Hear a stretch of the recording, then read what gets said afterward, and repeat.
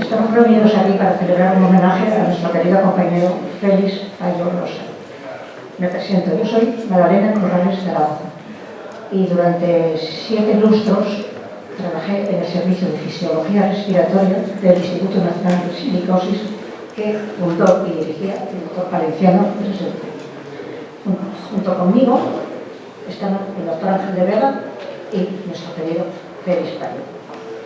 Bueno, aunque éramos 3 juntos trabajando en el mismo servicio, nuestros trabajos eran un poco diferentes. Quiero decir que algunos teníamos unas áreas más específicas. Baja un poco el micrófono. Algunos teníamos, como yo, tenía un área más específica dedicada más al tratamiento de los pacientes, mientras que nosotros, Payo y Vega, se dedicaban más al aparataje, a las pruebas de función pulmonar y a otras cosas. Este trabajo se desarrollaba muy bien, de una forma armoniosa, y teníamos para nosotros, por nosotros, el mejor equipo de enfermería que yo creo que jamás se le ha podido existir, que colaboraban con nosotros en todo, absolutamente. Entonces, junto con las enfermeras, había también las auxiliares de clínica estupendas, las secretarias, los fisioterapeutas que eran los que hacían los tratamientos, y todo ello formaba un conjunto muy bien llevado, y puedo decir que esa época, por mí, como trabajo, puedo considerarla de placentera.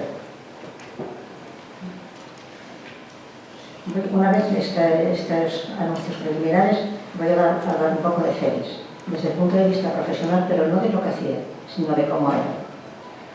Yo creo que en el mundo han existido pocas personas como Félix Payo. Era un hombre totalmente dedicado a su profesión, era un sabio y además siempre con un afán de superación increíble. Su forma de ser nos empujaba un poco a todos a hacer cosas nuevas y a reunirnos y a tratar siempre de mejorar. La relación que tenía con todo el equipo fue siempre cordial, exquisita, educada y llena de cariño y de ternura. Eso con relación a todos los personal del equipo. Pero también con los pacientes tenía un trato especial, porque se volcaba con ellos y los trataba con sumo respeto y con suma exquisitez. En cuanto a la relación conmigo, aquí se me va a quedar la voz, me tenéis que perdonar. Ha sido el amigo que todos soñamos, el amigo que siempre te ayuda, que nunca te critica, que siempre te apoya, tanto en los momentos buenos como en los malos. Y porque yo pasé un mal momento y Félix estuvo siempre a mi lado incondicionalmente. Entonces, creo que fui muy afortunada y no puedo dejar de pensar que he tenido muchísima suerte de tener los compañeros que tuve, pero especialmente hoy que se lo dedicamos a él, pues él. Estoy muy orgullosa de que el equipo que ha formado que ha empujado a hacer este homenaje me haya elegido para presentarlo. Me siento muy orgullosa, aunque desde luego en mi interior estoy triste, porque no puedo olvidarlo y yo quisiera que no hubiera ocurrido lo de la muerte de Félix, pero ha ocurrido y no me queda más que recordarlo y decir a todo el mundo que fue una persona inolvidable. No tengo más que decir.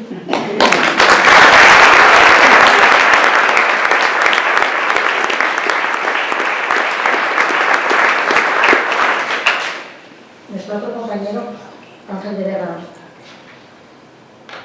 me ha enviado un panfletillo que dice que lo lean su nombre. No puede venir, me parece que está en Madrid o en Valladolid, no sé. Se titula Recuerdo a Félix Payo Rosa. Siempre es difícil evocar a un compañero y más aún cuando no está entre nosotros.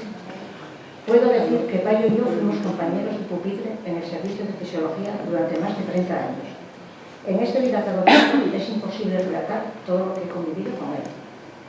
Era una persona enamorada de su profesión, emprendedor, trabajador incansable y preocupado por aprender más y relacionarse con otros estamentos. Por destacar algo, su participación entusiasta en el estudio europeo de asma, junto con la Dirección Provincial de Sanidad de Asturias y varios hospitales españoles y europeos, del que fluyeron numerosas publicaciones. Formó parte de la directiva de la Sociedad Española de Neumología. Pasó temporadas en Edimburgo y Montreal para ampliar conocimientos. Destaca también su interés por la docencia de las ATS y auxiliares del servicio, así como su preocupación por divulgar en los centros de salud, aparte de los cursos en el instituto, de todo lo relacionado con el diagnóstico y tratamiento de la apnea del sueño, que junto con Magdalena y yo mismo pusimos en marcha en nuestro servicio. De mi relación profesional con Félix Payo podría resumirlas con una palabra: agradecimiento. Aparte del contrato diario, Payo me animó y ayudó a realizar mi tesis doctoral, cediéndome incluso datos de sus escarceros investigadores, cuando con el vitalágrafo bajo el brazo se desplazaba a recoger la función pulmonar de los trabajadores en las minas asturianas y también de Tabacalera de Gijón, entre otros. En fin, como os decía, es difícil en poco tiempo plasmar su trayectoria profesional. Me queda la satisfacción de haber estado con él personalmente en los últimos meses en 2 encuentros, uno fortuito y otro en una visita personal. Félix Payo, en definitiva, un enamorado de la medicina y de la investigación. Un abrazo allá donde estés. Ángel Crema.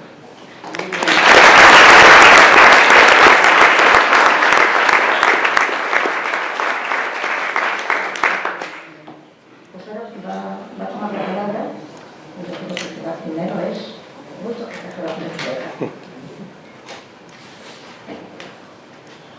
Don Miguel Rodríguez Muñoz, que va a leer una semblanza publicada en 18 de junio del 22, titulado Félix Payo o el recuerdo de una extraordinaria humanidad. Miguel, por favor.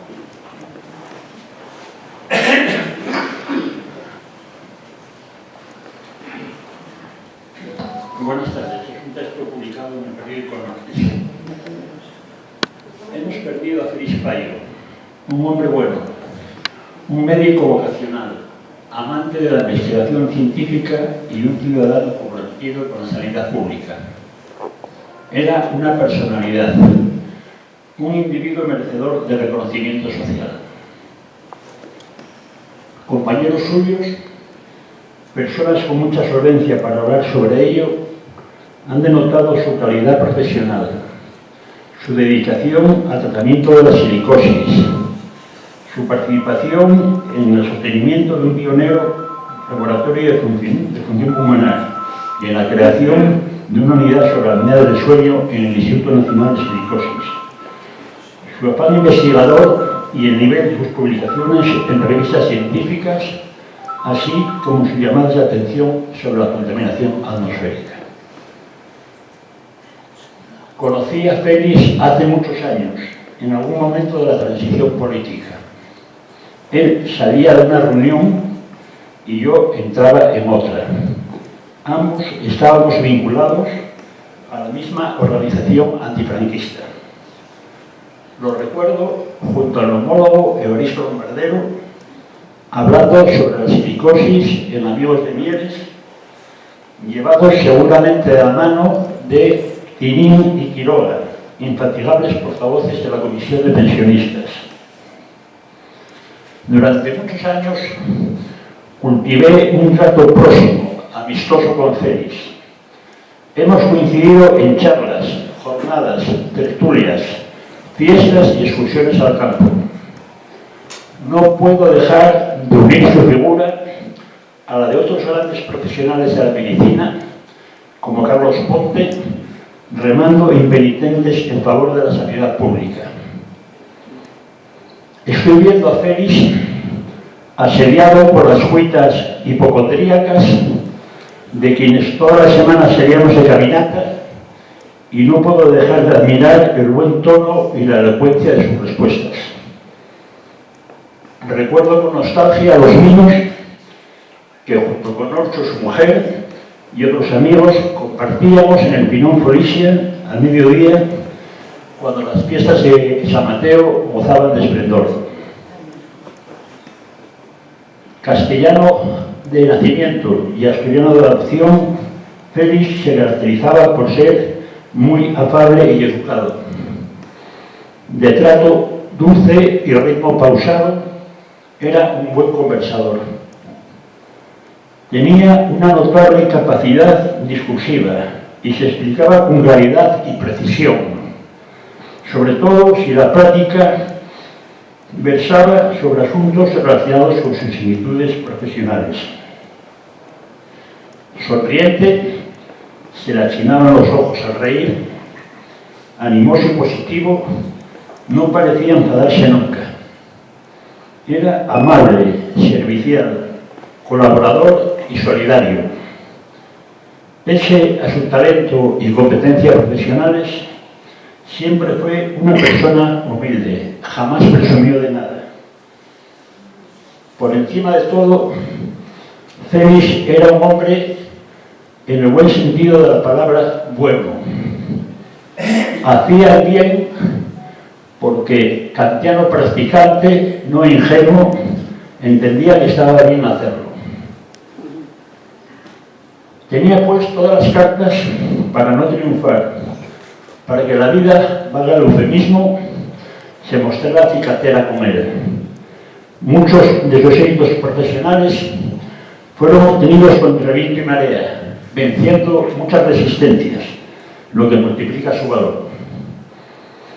La muerte de Félix Payo es una gran pérdida, un suceso muy doloroso. El mundo de quienes lo conocimos y tratamos, de quienes nos vimos favorecidos por su cercanía, se empobrece. Su desaparición no admite consuelo, pero tendremos que aprender a hacer virtud del recuerdo de su extraordinaria humanidad. Nada más.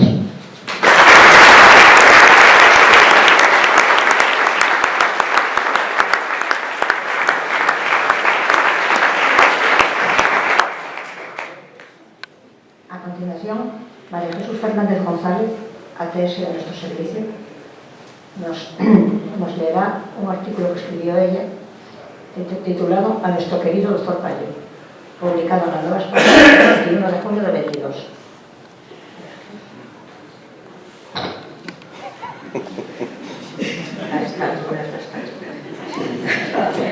Bueno, buenas tardes y lo primero dar las gracias a la organización por habernos invitado, a toda la enfermería y a todos los que en algún momento dijimos algo a favor del doctor Payo. Si hace unos meses en el tanatorio hubiera tenido que decir unas palabras, no hubiera podido, porque me invadió un sentimiento que no se puede describir. Injusticia, rabia, rebeldía, dolor. Hoy, con la paz que me da saber que Félix Payo está en paz, puedo leer esta carta, que es un apartado de todo lo que me pasó por la cabeza aquel día. La carta dice así: creo que mi destino estaba escrito. En primero de enfermería, en el año 1972, en León, ya conocí al primer Payo Losa. Fue mi profesor favorito. Ya había un feeling especial. Era un gran profesor, gran profesional y sobre todo una gran persona. Por circunstancia de la vida nos vimos privados de él muy pronto. Fue una gran pérdida. En el año 1975 empieza mi carrera profesional como enfermera en el Instituto Nacional de Silicosis, en Oviedo. Sorpresa, estoy en urgencias y me dicen, está de guardia el doctor Payo Losa. Un escalofrío me recorrió todo el cuerpo. Llega a urgencias el doctor. Yo nerviosa como un flan, porque además mi experiencia en neumología era nula. Quedé bloqueada y no me presenté, pero él sí lo hizo.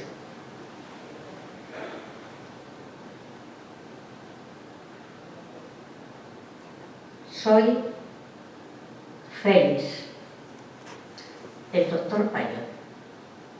Debió de ver la cara que puse, que me dijo: ven, vamos a hacer un electro y una gasometría a este paciente. Y no te preocupes que yo te diré. Aquí empezó todo.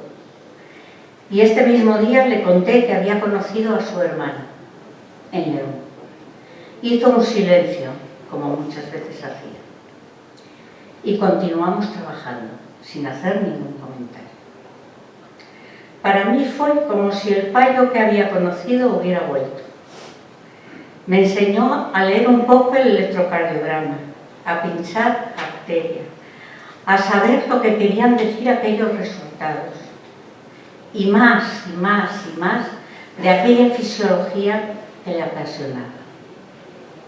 A enfermería y a todo el equipo que trabajamos con él, cuando hablo de equipo me refiero a todos los estamentos, no solo a enfermería, que quede claro, nos enseñó casi todo de lo que sabemos hoy a todos.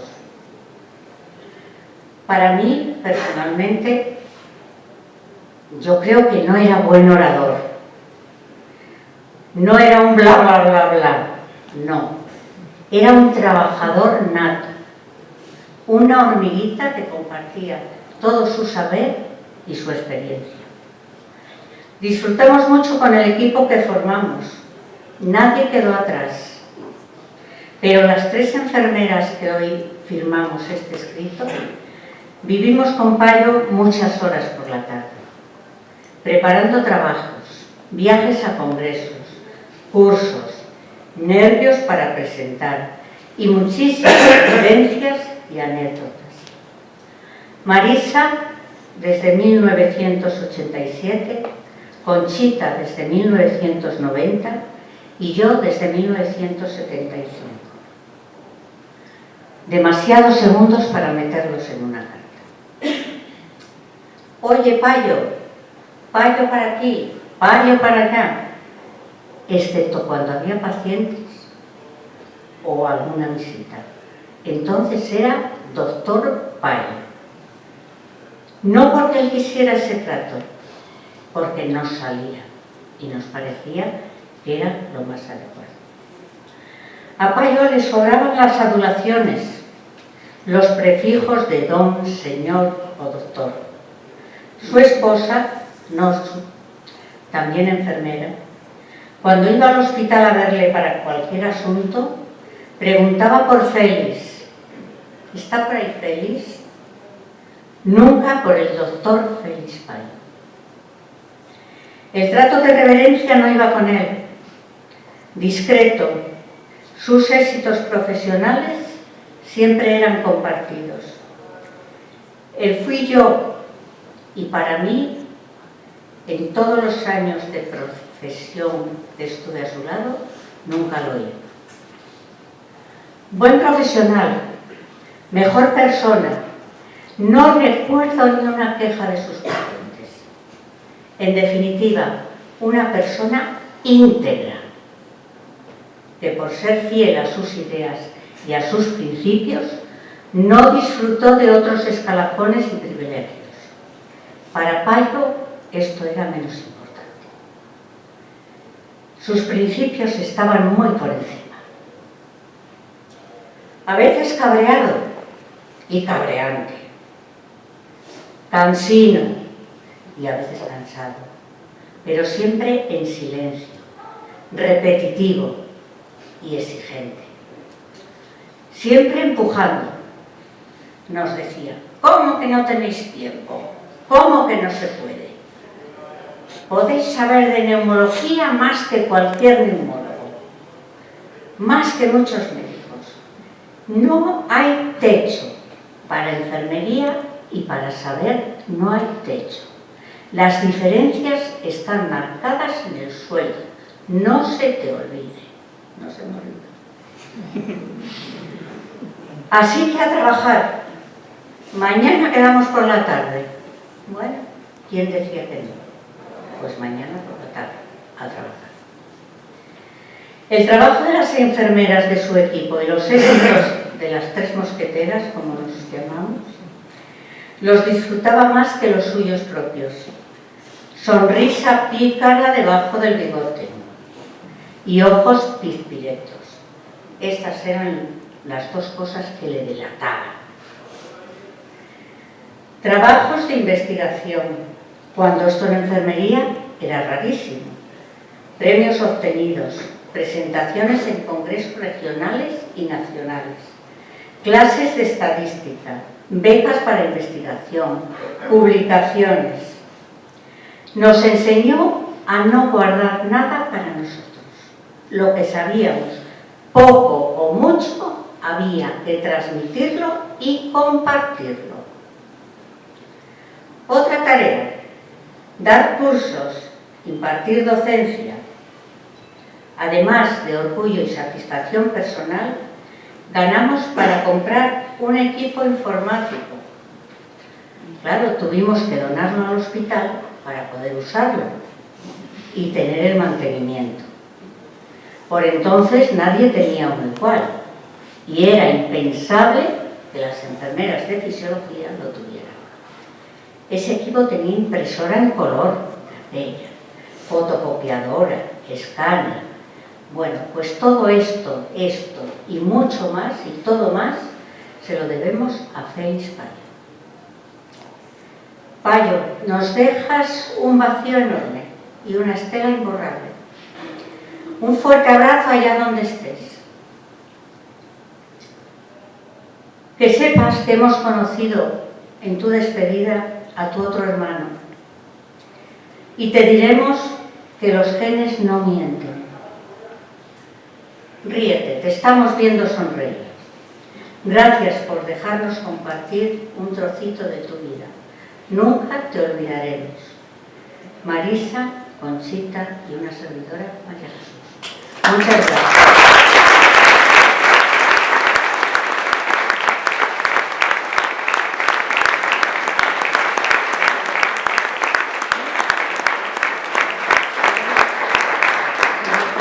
Si me permitís, por si quiere la familia guardar esta carta, se la he hecho en un pergamino, por si quieren. Por supuesto. Muchísimas gracias. Bueno, gracias a todos. Muchas gracias.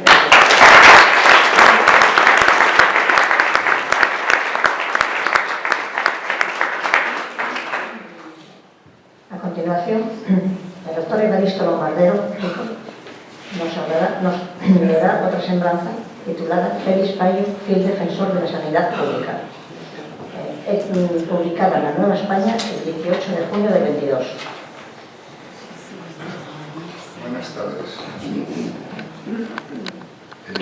Voy a leer una carta que publicamos en la Nueva España en el momento del fallecimiento de Félix, ¿no?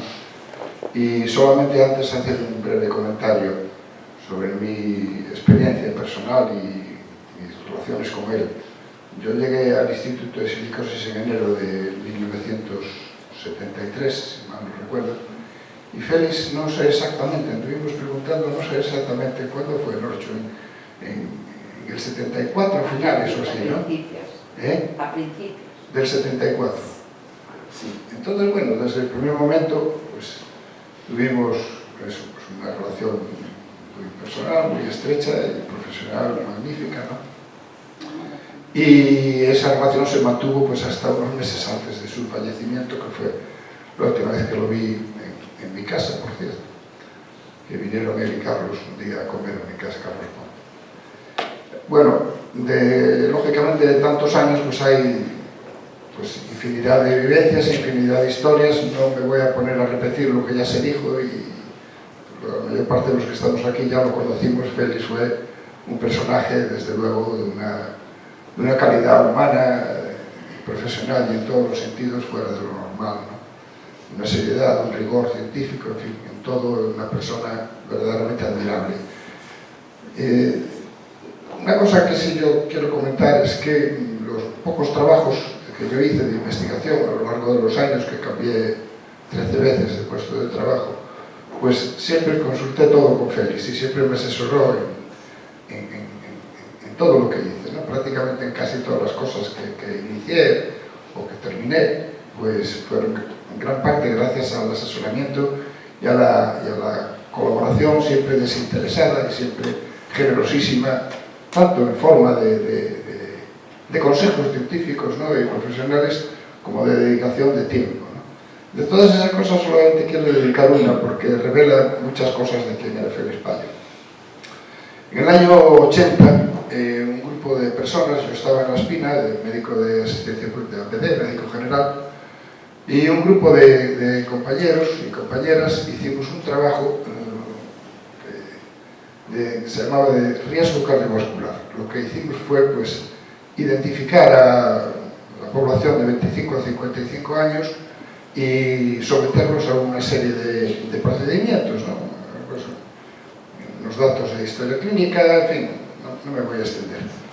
De aquello resultó un paquete de información impresionante, ¿no? Y claro, pues analizar aquello pues era una cosa que nos sobrepasaba amplísimamente, ¿no?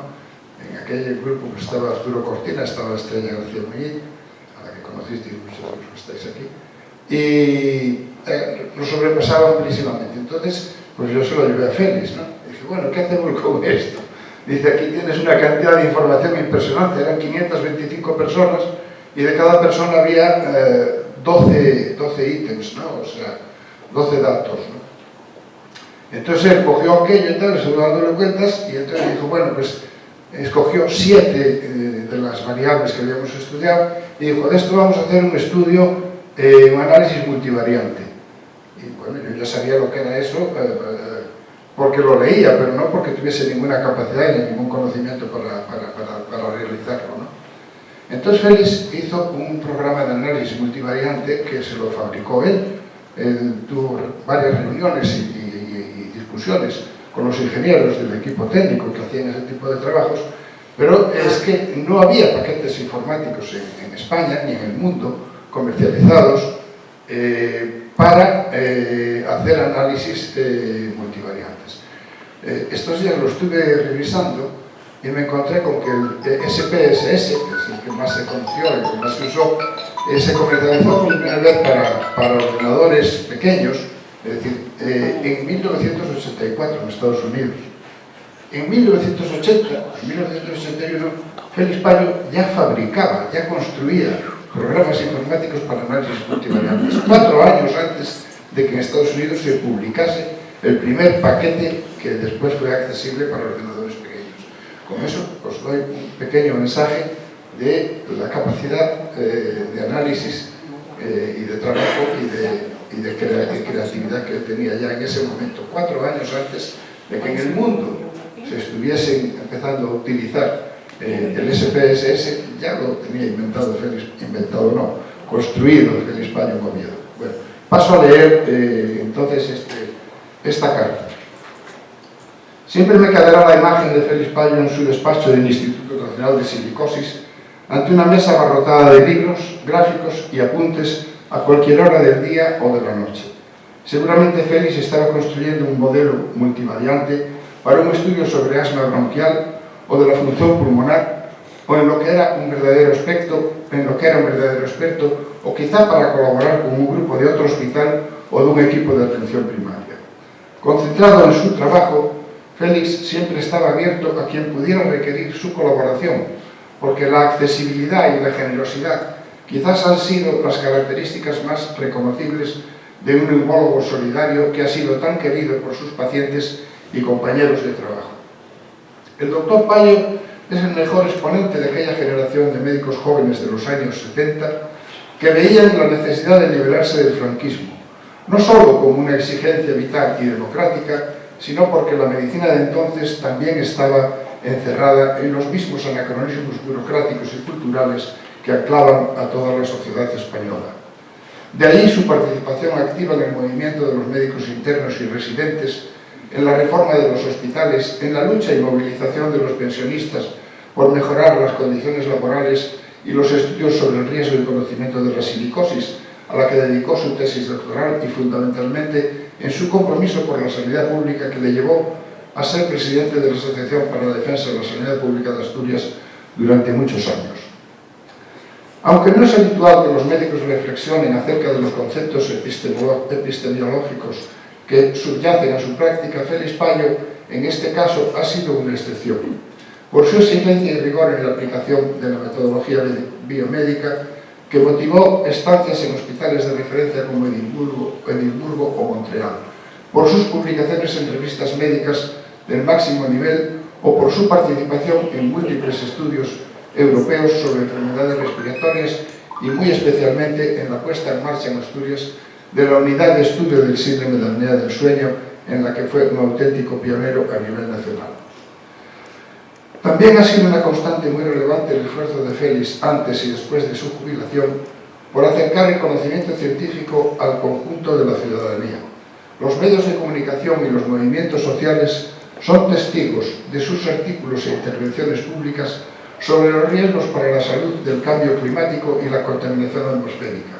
No es fácil glosar una trayectoria profesional y humana tan valiosa como la de Félix Payo, pero estamos seguros de que su aportación y su ejemplo son el camino para una sociedad mejor.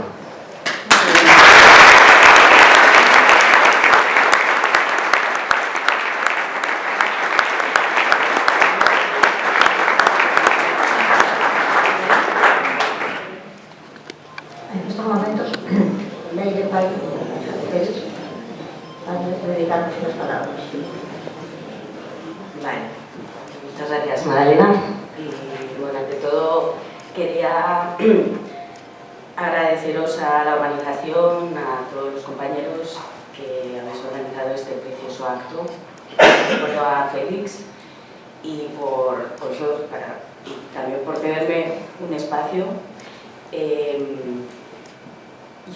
A mí por lo que me toca voy a hacer una pequeña intervención para reflejar un poco, enlazando con unas palabras de Madalena y de Miguel.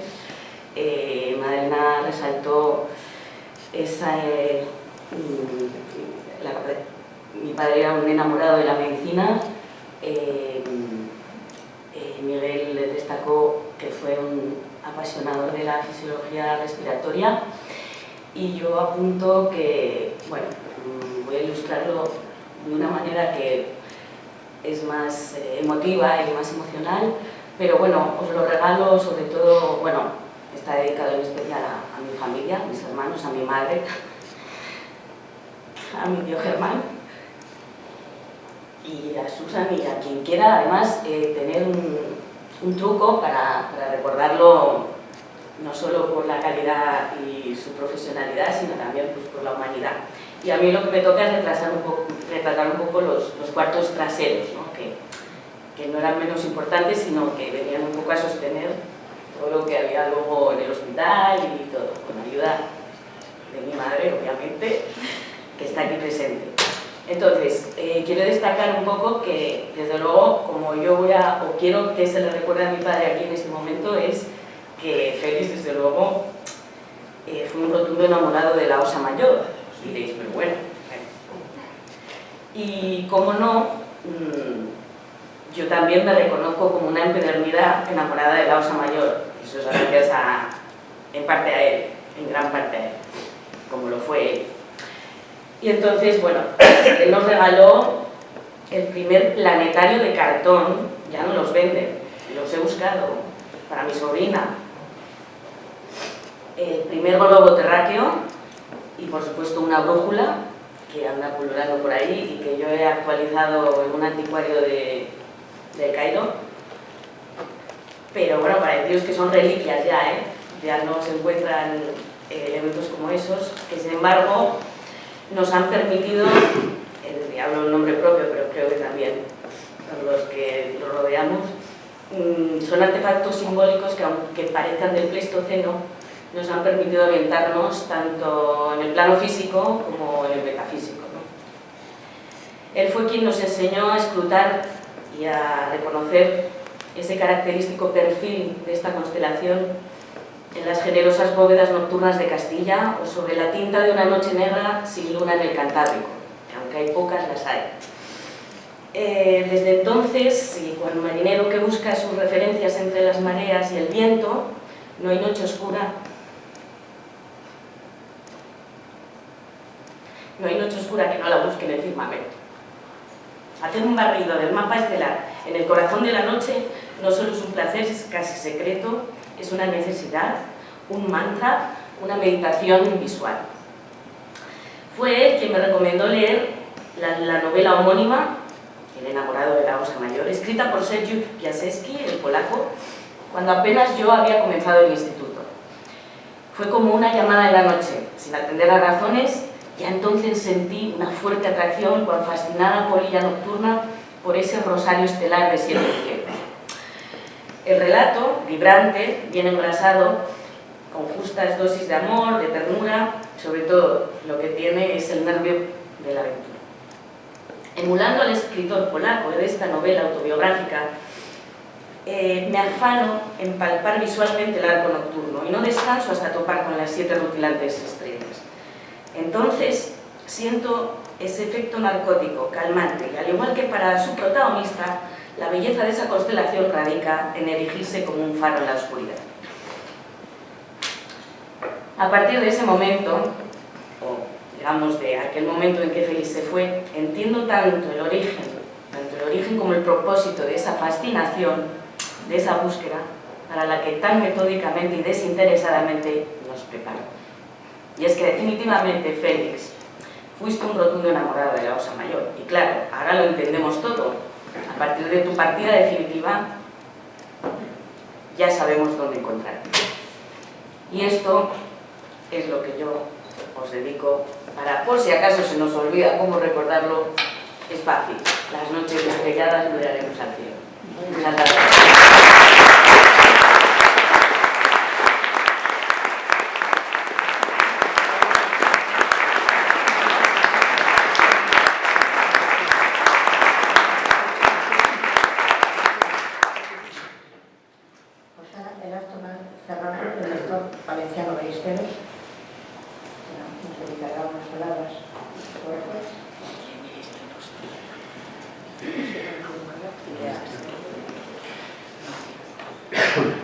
El doctor Félix Payo llegó al Instituto Nacional de Psicosis hace, yo he puesto aquí, no sabía exactamente, ahora veo que llegó en el 75, lo había puesto en la década del 70.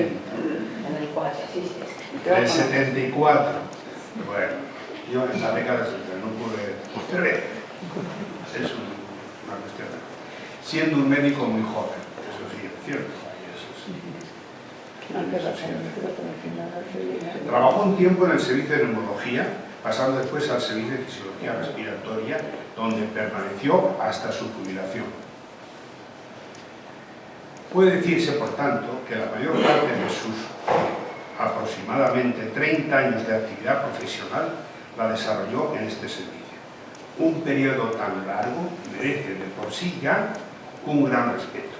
Pero es que, además, el trabajo del doctor Payo fue extraordinario y no será olvidado mientras vivamos los que lo conocimos. Yo, por mi parte, solo quiero hacer aquí unos breves comentarios sobre 3 áreas en las que el trabajo del doctor Payo fue absolutamente sobresaliente. Primero, la creación de la unidad del estudio del sueño, ya mencionada aquí. Estas unidades empezaron a establecerse, para centrar un poco el tema, estas unidades empezaron a establecerse en los hospitales en la década de los 80. En años anteriores se había observado que ciertas personas hacían apneas, interrupción de la respiración, durante el sueño, que se repetían decenas de veces a lo largo de la noche y que a veces llegaban a durar hasta 2 minutos. Esto producía grandes descensos del oxígeno en sangre arterial y, consecuentemente, serios trastornos del funcionamiento en diferentes sistemas del organismo. Los estudios de mecánica respiratoria revelaron que en la mayoría de los casos las apneas se producían por obstrucción de la parte alta de la vía aérea, laringe y faringe, al recaer durante el sueño el tono muscular que la mantenía patente a la vía aérea. Se diseñaron entonces equipos respiratorios relativamente simples, pero muy efectivos para mantener la vía aérea patente y, por tanto, evitar las apneas. El problema, no obstante, era que algo El problema, no obstante, era algo más complicado, porque algunas apneas no se debían al mecanismo mencionado y requerían otros estudios. Esta situación propició la creación de unidades del sueño para estudiar adecuadamente estos pacientes. Nosotros, en el Servicio de Fisiología Respiratoria del Instituto Nacional de Silicosis, tuvimos desde el principio un gran interés en disponer de tal unidad. Sin embargo, su montaje se presentaba mucho más difícil de lo que nos habíamos imaginado. Por citar algunos problemas, los estudios había que hacerlos por las noches, durante como mínimo 5 horas, lo que implicaba turnos de noche de médicos y enfermeras. Era preciso disponer de una habitación con cama, toilette cercano, en una zona sin ruidos y tratar de conseguir que el paciente no extrañara el ambiente para que su sueño fuera lo más parecido al habitual, al suyo habitual. Gracias a que nuestro servicio era de fisiología respiratoria, disponíamos de algunos aparatos que podíamos utilizar para estos estudios, pero sin embargo había aparatos específicos que era preciso adquirirlos, lo que en ciertas coyunturas económicas podía ser difícil, y de hecho era difícil. Por otro lado, en la década de los 80 todavía no existía el análisis automático de datos y otras técnicas digitales comunes hoy, por lo que los cerca de 10 parámetros que se registraban minuto a minuto durante las 5 horas del estudio salían como curvas en una gráfica en papel de una longitud enorme que había que inspeccionar en su totalidad y medir. No voy a detallar más dificultades por no extenderme excesivamente, pero sí quiero decir que a fuerza de tesón y mucho trabajo, todas se fueron venciendo hasta llegar a conseguir una unidad de estudio del sueño totalmente operativa, con una calidad de resultados excelente y que fue debida fundamentalmente al trabajo de los doctores Félix Bayo, Ángel de Vega, desde la doctora Corrales ha leído aquí una carta, y Magdalena Corrales, aquí presente. Ellos fueron los verdaderos artífices de la unidad del sueño, empezando desde cero, lo cual fue un éxito tremendo. Hay que mencionar aquí también el extraordinario trabajo de las enfermeras del Servicio de Fisiología Respiratoria, sin las cuales la calidad de los estudios muy probablemente no hubiera sido tan alta. El segundo punto que yo quería comentar de estos tres que anunció que fueron fundamentales es el estudio europeo de salud respiratoria en población general entre 20 y 45 años, que ya también ha sido comentada aquí, creo que por Manuel. Este estudio fue promovido por un grupo de investigadores británicos en salud poblacional radicados en Londres. Fue financiado por la Unión Europea y se realizó simultáneamente en el Reino Unido, Alemania, Francia, Bélgica, Italia y España. De España fueron elegidos 5 centros: Oviedo, Instituto de Silicosis, Bilbao, Albacete, Cáceres y Barcelona. En Barcelona fue el Hospital del Mar, donde residía el coordinador de los centros españoles. La unidad de alergia del Hospital del Mar coordinaba todos los centros españoles. Félix Bayo se hizo cargo de este estudio prácticamente desde el comienzo y, como siempre, mostró una dedicación extraordinaria. Consistía en esencia en elegir una muestra de 250 personas de Oviedo entre 20 y 45 años, elegidos al azar en el censo electoral, y hacerles una pequeña historia clínica presencial o, de no ser posible, por teléfono. Se les hacía después una prueba de hiperreactividad bronquial con metabolina, empleando un dosificador de gran precisión y un espirómetro seco controlado por ordenador para medir la respuesta. Los datos se enviaban a Barcelona y en varias ocasiones el doctor Payo se tuvo que desplazar a Barcelona para reuniones conjuntas de todos los centros participantes españoles en representación del gobierno. Al finalizar este estudio se recibió una carta del coordinador general felicitando al grupo de Oviedo, en realidad al doctor Payo, por la calidad de los datos. El tercer punto es, que ha sido mencionado también aquí, la labor de docencia y promoción de las enfermeras. Lo ha explicado mejor que lo que realmente. El doctor Payo hizo una labor docente muy interesante con la carrera de seguir de fisiología respiratoria. A pesar de estar siempre muy ocupado, sacaba tiempo para darle charlas, como ha dicho María Jesús muy bien, sobre la fisiología del intercambio de gases, la función ventilatoria pulmonar, etc. Y las animaba a presentar comunicaciones en congresos médicos, como Astrupar, donde acabó creando una sección para el personal de enfermería. Me consta lo mucho que agradeció este personal esta atención por parte del doctor Payo. Y ha sido, como digo, mencionado adecuadamente por María Jesús. Con todo esto, ya nos han amenazado que a las 8:30 nos echaban de aquí, si no lo habíamos terminado. Quería finalizar diciendo que yo tuve con el doctor Payo un trato de 30 años, más que con la mayoría de miembros de mi familia, con mis hermanos no he tenido yo una convivencia y un trato como con el doctor Payo. Era una persona que se hacía querer.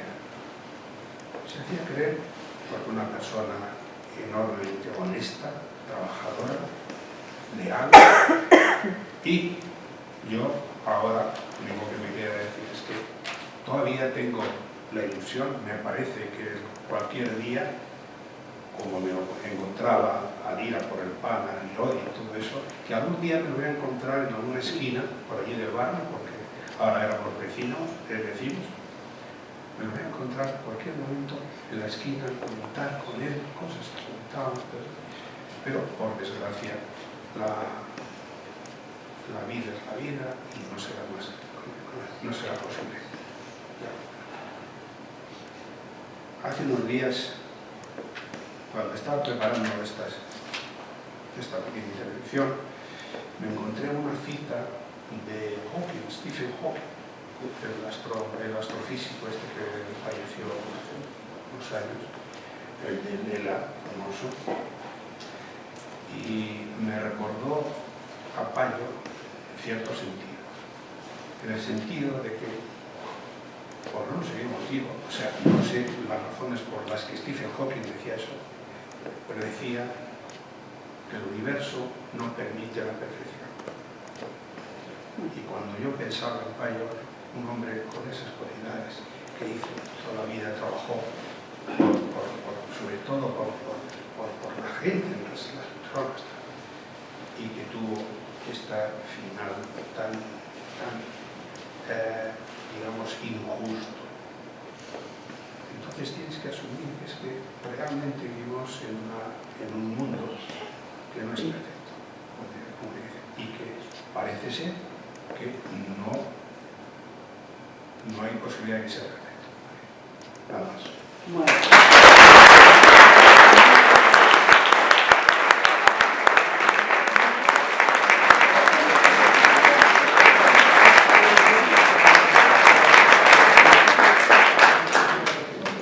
Bueno, creo que poco queda por decir, pero mucho queda por decir.